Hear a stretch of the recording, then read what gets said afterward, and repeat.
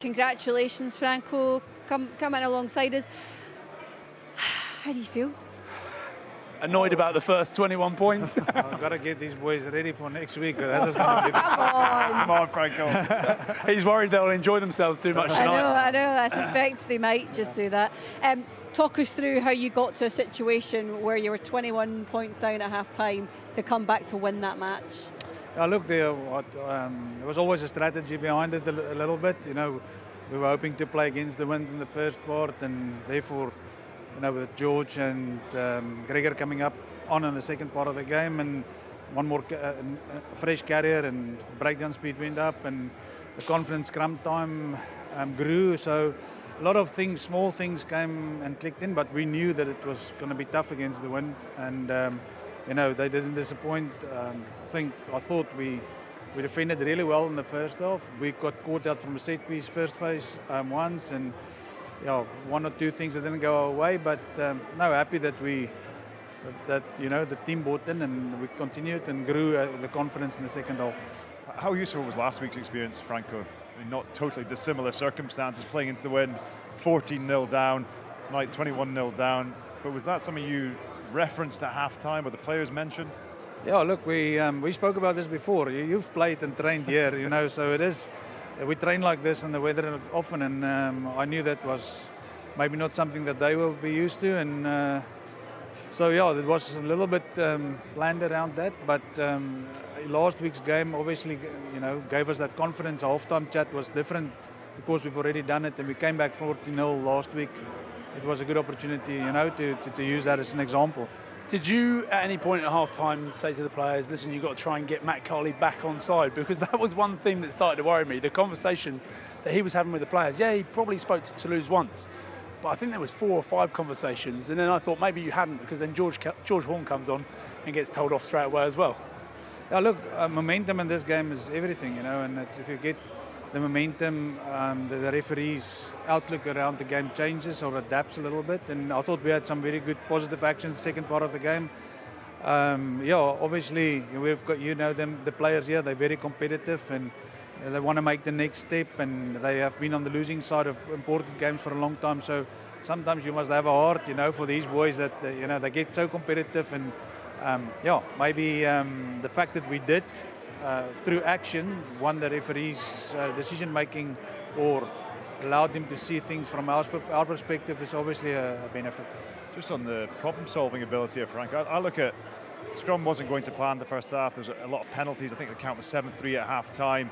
The breakdown was hard. We saw it last week as well. How are Glasgow nurturing that side of the game where their ability to come in at half time and fix that problem in a change room, and you come out and see a very different side in the space of a 10-15 minute break? Oh, I think, you know, a bit of experience, I suppose.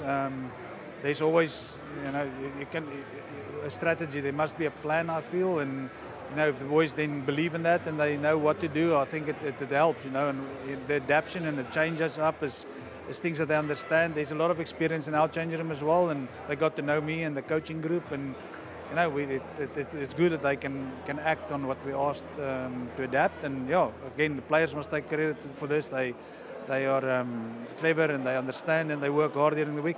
To have an element of that though, and to have that as part of your game plan, you also have got to have a real element of trust in those players, to trust in their ability to be able to come back from that level of a deficit. What do they show you? What do you see that we don't see that you think, right, I know what these guys are capable of? Look, we influence each other's lives every day, so we've got a good eye care environment here, and the boys care about each other, but they also care about the club, and they care about the way they, you know, influence each other's lives. And I think that is where the trust is built, and it was built over a few years. And I think, the ingredients currently as a collective is, we don't have players in the top team of the week every week, but as a collective we play well. You know. I wonder as well, and I kind of sense what the answer might be here, right? And I know you're probably not going to want to over-egg this, but the significance of a result like this, what it can do for the club and what it can do for the momentum of not only from European competition, but also in the URC season as well, in terms of what you want to do. Yeah, but it also creates a lot of expectation. You know, we're at the start. It's not even Christmas of this year yet, and there's a lot of rugby to be played. We're in the middle of a 10-week block. We've played 3 games out of a 10-week block. There's international window coming up, and there's with the 6 nations. These players are going to be challenged to manage them through. This next block is more important for us than the results. You know, to make sure that we continue to progress and to grow. That is important because we need to get to this. It's easy to build a team up to say 80%, but that last 20% takes time, and we need to improve still on that. So no, there's we're not going to get ahead of ourselves. We want nothing yet. We just know that we now can do that, and I think that is the message this week. I don't want to move on too quick. I want to savour it and enjoy the moment here this evening, but very quickly turn it round. An 1872 Cup to play for. You've got 2 massive games coming up. You've got to turn that round pretty quick for Hamden on the 20th. Yeah, look, Edinburgh just beat Toulon over the weekend. They've been playing well lately. I know how much the 1872 Cup means for them. They haven't, won it the last 3 years, and I know that this is going to be a tough week. We're just going to, take the progression from here. We have. This is a big challenge. Obviously, a lot of pride involved, but to channel it through rugby actions is going to be more important. Right, have a little look here, Franco, because we're going to show you some of the tries from the second half. So Josh Mackay's, of course, the first one to start off with. What's your take on this? Analyse this for us, if you will. Yeah, look, we came with a specific plan to create that space, and the first half we just couldn't take the ball through more than 4 phases. Got turned over at the breakdown, lost the ball in the line out.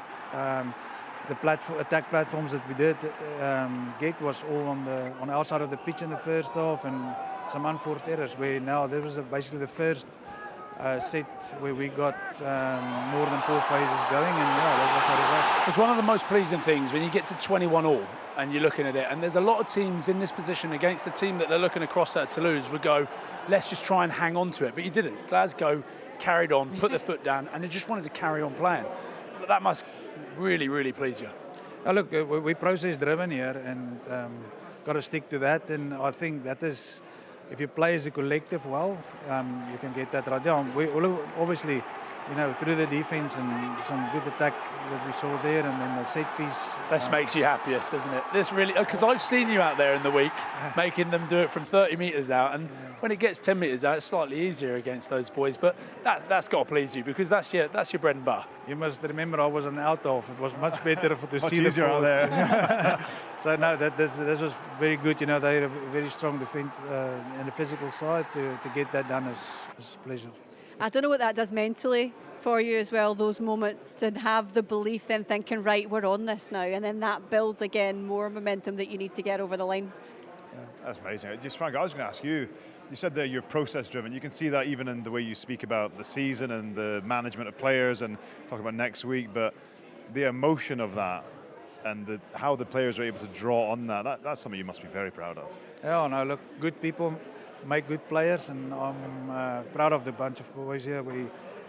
They come in on a Monday ready for the new thing. I ask and challenge them mentally and physically. They always adapt, and they're humble people, so hopefully we can roll up the sleeves again this week. Before we lose them, I've got to ask a question. What? How far do you think you can go in this competition? There it is. You believe you can win it, right? Because I spoke about it before, and John asked, why was Carl Steyn so pumped up last week? Usually he's got quite a calm head on him. But last week you could see there was a difference in him at Sale. And I said, I think it's because they really reckon they can make a mark in this competition. Look, like people play rugby to score tries, I suppose. We believe that we can, do well in the competition. I think we fell short quite a bit over the years, not only the last 4 years.